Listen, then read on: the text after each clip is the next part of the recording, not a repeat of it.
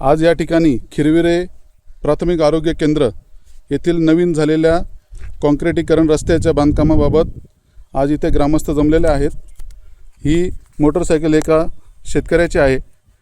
ती साईडपट्टी न भरल्यामुळे एक ट्रॅक्टर समोरून आला आणि हे उभे होते, इथे फोन करत होते। अक्षरशः त्यांच्या गाडीवर अंगावरती ट्रॅक्टर आल्यामुळे गाडी साईडला पडली। नशिबाने ते बचावले। आज त्यांच्याशी आपण बोलूया। बोला। काय ग्रामपंचायतचं काम जो पाहिजे तो ठेकेदार आम्हाला माहीत नाही। साईड पट्ट्या 4 महिने कामाचे झाले, तिथं अजून काहीच काय तपास नाही। संगणमताने कामं करतात, आतल्या आत पैसे खात्यात। जिथं काही गरिबाला न्याय का, शेतकऱ्यांना जायला रस्ता नाही। हा रस्ता केला एवढा, तो बी एकदम निष्पुष्ट दर्जाचा, ते काम उखडून गेले। शेतकऱ्याला जाता येत नाही। मोटरसायकल आली किंवा ट्रॅक्टर आला का गाड्या उलट्या होत्यात। कोणाचं लक्ष नाही, ग्रामपंचायत दाद घेत नाही। हे संगणमताने सगळं चालू आहे। सरपंचाचं उपसरपंचाचं काहीच फायदा नाही या कामाचा। सगळा अफरातफर, सगळा भ्रष्टाचार। या कामाची चौकशी व्हावी अशी मी विनंती करतो मायबाप सरकारला।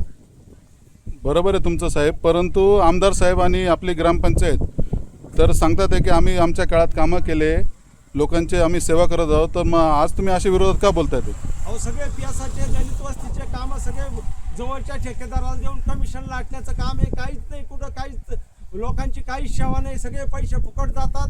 सगळे ग्रामपंचायत सगळी भ्रष्टाचाराने बरबटली। यांची चौकशी व्हायला पाहिजे। 4-5 वर्षापासून चौकशी करायला पाहिजे यांची। आता मला खाली उतरता येत नाही, परंतु तुम्ही खड्ड्यात का उभे राहिलेत? अहो गाडी पडली, खाली पडलोय मी, मग आता कसं काय करायचं?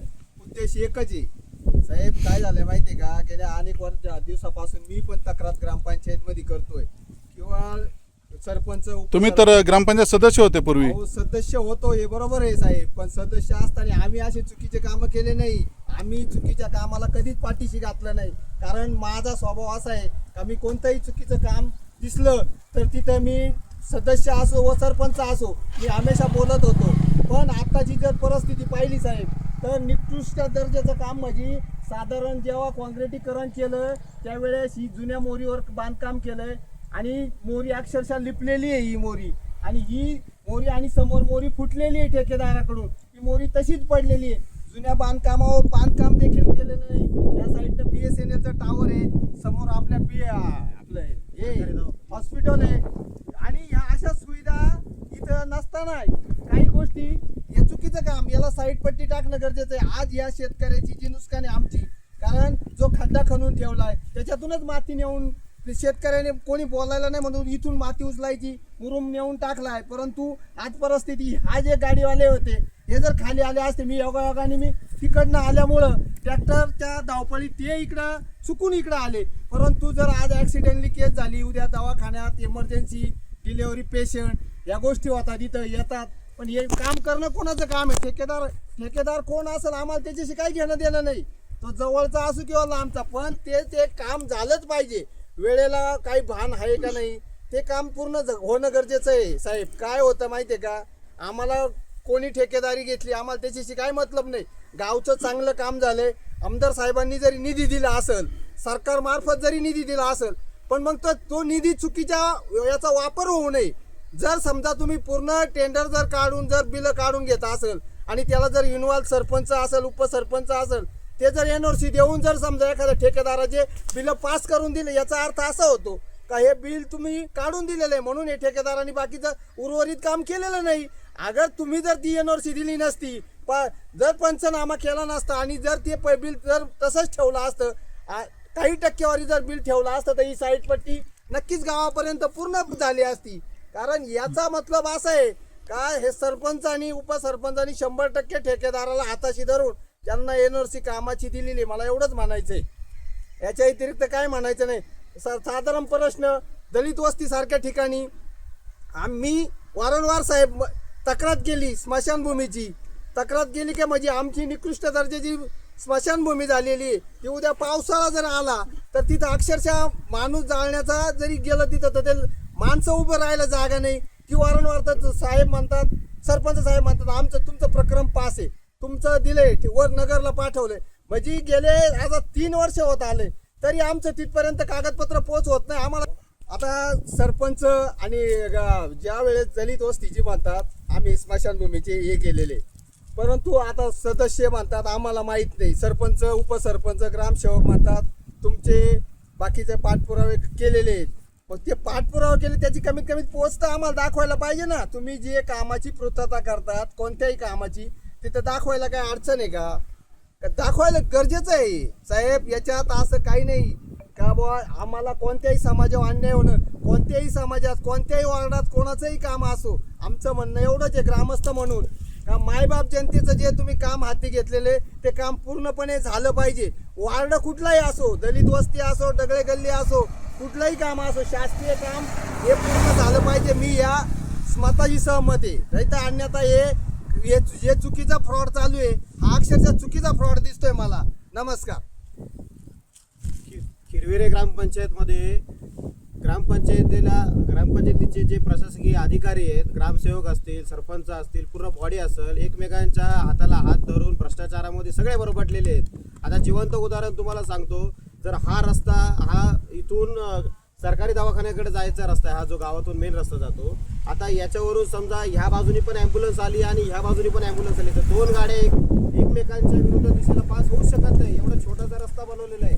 परंतु आता आम्ही या खड्ड्यात इथून समजा जाताना एखादी महिला जर गरोदर महिला ॲम्ब्युलन्समध्ये चालली, रात्रीची वेळ आहे, पावसा पाण्याचे दिवस येणार आहेत आणि इथून जर समजा काही गोष्ट घटना घडली, अपघात घडला तर डायरेक्ट जर इकडे येऊन जर काही गोष्टी झाली तर त्या महिलेचा आणि त्या ॲम्ब्युलन्सवाल्याचा जे काही पेशंट असतील त्यांच्या जीवीचा धोका आहे का नाही, याला समजा उद्या काय अपघात झाला त्याला जबाबदार कोण? आजही समजा ज्येष्ठ नागरिक इथं जाताना असा एक छोटासा अपघात घडला, याला जबाबदार कोण? आता इथं खड्डा केलेला आहे, रात्रीच्या वेळेस हा खड्डा दिसणार आहे का? काही इथं पतदिवे लावलेले आहेत. ग्रामपंचायतीने कुठल्याच प्रकारचं काम व्यवस्थित केलेलं नाहीये आणि त्यांना विचारायला जावं तर ते म्हणतात वरिष्ठ जे अधिकारी पुढचे आहेत, जिल्हा परिषदेचे असतील, पंचायत समितीचे असतील, ते म्हणतात त्यांना पैसे दिल्याशिवाय ते बिलं निघत नाही, पैसे दिल्याशिवाय काम निघत नाही. म्हणजे याला जबाबदार कोण आहे? एक तर तिकडचे प्रशासकीय जर अधिकारी जबाबदार असतील तर त्यांच्या विरुद्ध पण कारवाई झाली पाहिजे आणि याचा पुढचा पाठपुरावा आम्ही पंचायत समिती असेल, जिल्हा परिषद असेल, जिल्हा परिषदेचे CEO असतील, इव्हन आम्ही कलेक्टर ऑफिसपर्यंत याचा जाब विचारणार आहोत आणि आम्ही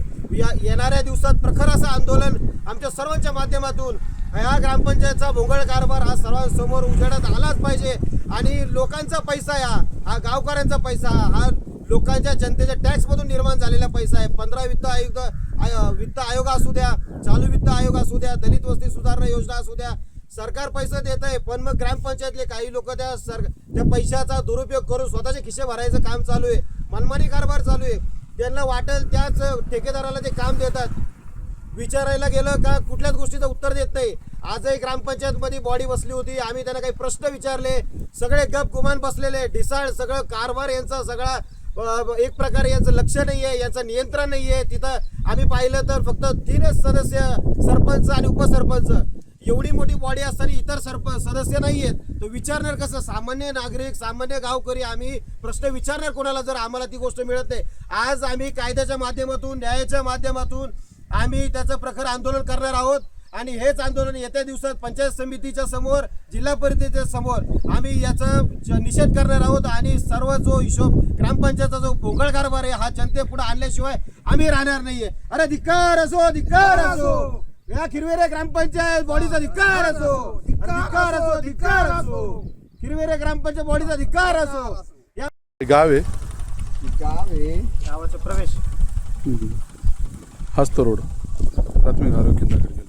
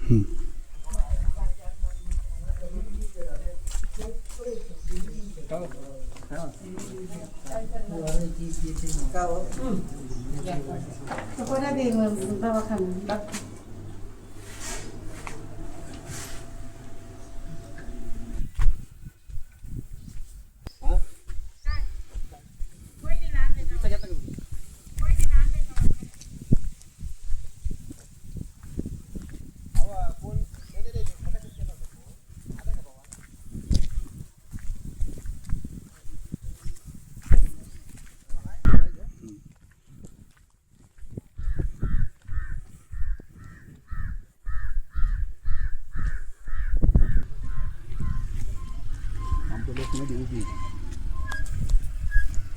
सगळ्या साईड पट्ट्या घे.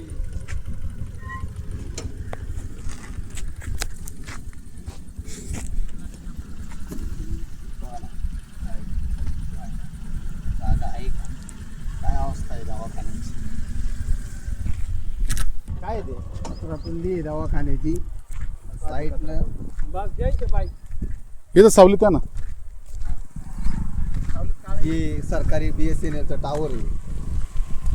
ही काय अवस्था आहे? ही रोडच्या कडाचे खड्डे. टॉवर जवळ जायला रस्ता नाही. हे शेतकऱ्याचं नुकसान करून टाकलं, खड्डा करून ठेवलाय. गटार हे बघा, ही जुनी मोरी होती. निदान मोरी पुरतं तरी त्यांनी कॉन्क्रीट करायला लागत होतं ना. होत्या त्या मोऱ्या काढून टाकल्यात. हे ओव्हरफ्लो, पावसाळा पडल्यानंतर ओव्हरफ्लो होणार आहे.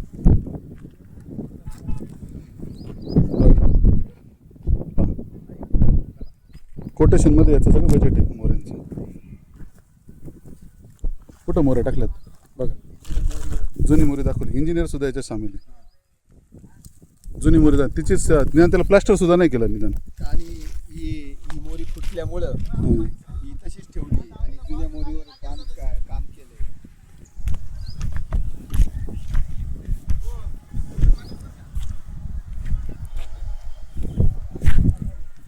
खिरवड्याचं पूर्ण ऑनलाईनचं काम BSNL टॉवरवर होतं. एवढ्या इथं रस्ताच नाही ठेवला त्यांची गाडी जायला मेंटेनन्ससाठी. पूर्ण साईडपट्टी बाकी पूर्ण रोडला. बघा ही पाईपलाईन आहे, खोदून ठेवली. 10वी नंतर योग्य दिशा म्हणजे भविष्य ठरवणं. स्मार्ट अकॅडमी, जिथे फक्त शिकवलं जात नाही तर टॉपर्स घडवले जातात. अकोल्यात शिकून पहिल्यांदाच NIT नागपूर ENTC मध्ये प्रवेश. 2 वर्षांचा पूर्णवेळ integrated course, regularly weekly test, personal attention. तुमचं स्वप्न इंजिनियर, डॉक्टर बनण्याचं स्मार्ट अकॅडमी सोबत नक्की पूर्ण होईल. स्मार्ट अकॅडमी, टॉपर्स घडवणारी नंबर 1 ची अकॅडमी.